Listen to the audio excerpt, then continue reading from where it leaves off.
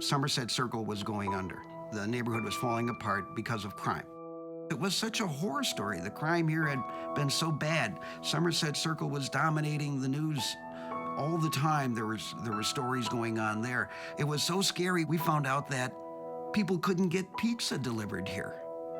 There were hypodermic needles all over the street, broken glass. Parents, when we were talking to them, they said, we'd love to have a place where we could look out of our window from our unit and see our kids playing in a safe place.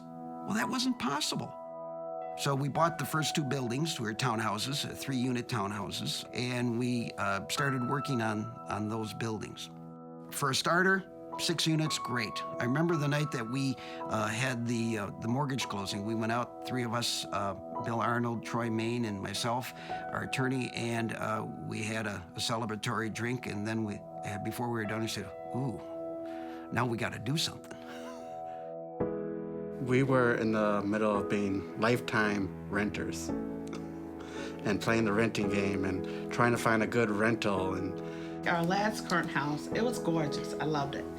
And we moved out of that location because the landlord said, well, we're going to raise the rent up to X amount of dollars, $83 more. I'm like, whoa, okay.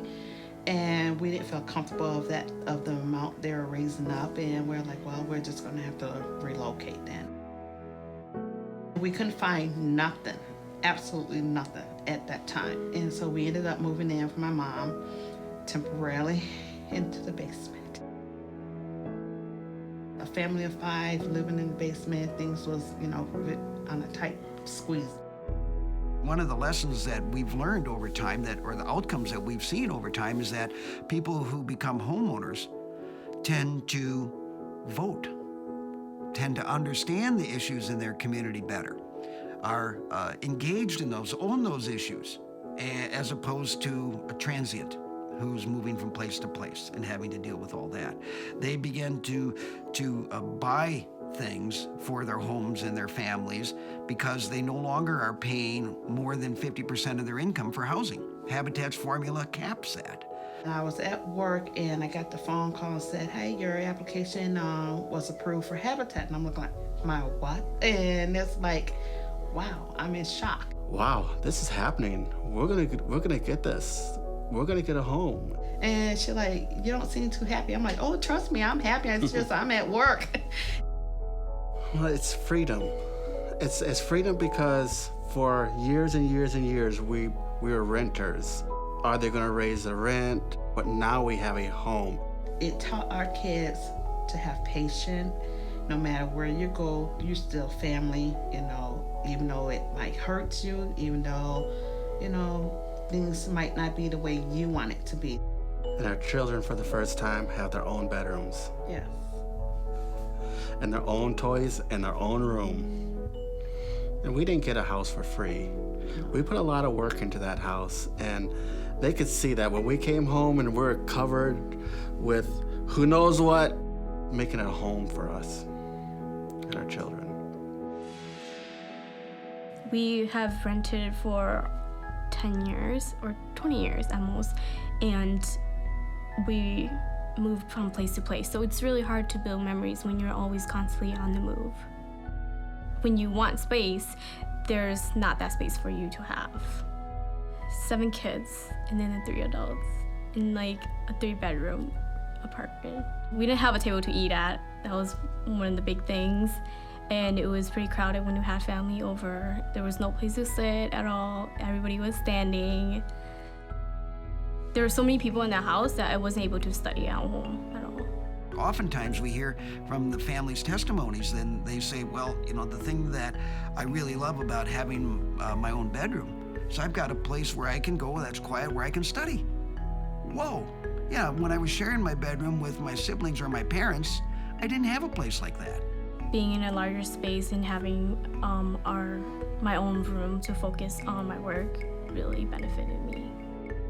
I wanted to go to college, but I wasn't so sure, and I graduated.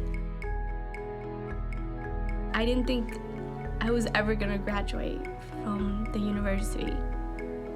And I was the first one in my family, and I was the first generation.